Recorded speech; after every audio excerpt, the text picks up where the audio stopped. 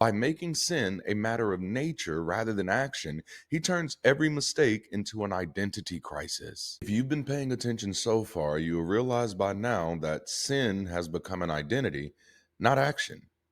First John moves the goalpost of morality from the courtroom to the laboratory. Sin is no longer a crime you commit and can repent for, it's a DNA marker that determines your species. While the Gospels often show Jesus engaging with the gray areas of humanity, First John collapses reality into a stark, neon lit binary. You are either light or darkness. You are a child of God or a child of the devil. There is no middle ground. In First John chapter 3 verse 6 through 9, the author makes a staggering claim. No one who lives in him keeps on sinning. No one who continues to sin has either seen him or known him.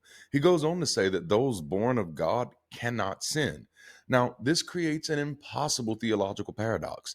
Earlier in the same book, chapter 1 verse 8, he says anyone who claims to be without sin is a liar.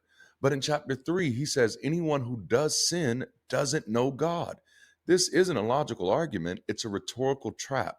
By making sin a matter of nature rather than action, he turns every mistake into an identity crisis. Now let's talk about the psychological impact.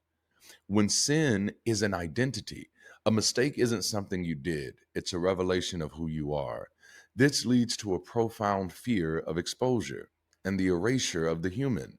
If you are born of God, you're expected to be a sinless automation. When you inevitably fail because you are human, the text doesn't offer a way to learn, it offers reason to panic. You begin to wonder, was I ever actually born of God? Am I a child of the devil in disguise? To survive this psychology, you must develop a perfect exterior. You cannot admit the struggle because, in this framework, a struggle isn't a sign of growth, it's a sign of a demonic nature. You are forced to hide your humanity to protect your identity. Now, this creates a community of essentialism. We're no longer a group of people trying to be better, we're a group of essences being sorted. If someone leaves the group or disagrees, as we've already seen, they aren't just wrong, they're revealed to have been of the devil all along. Now, this justifies extreme shunning. You aren't just cutting off a friend, you're purging an alien element. It's impossible to have empathy for someone who is essentialized as evil.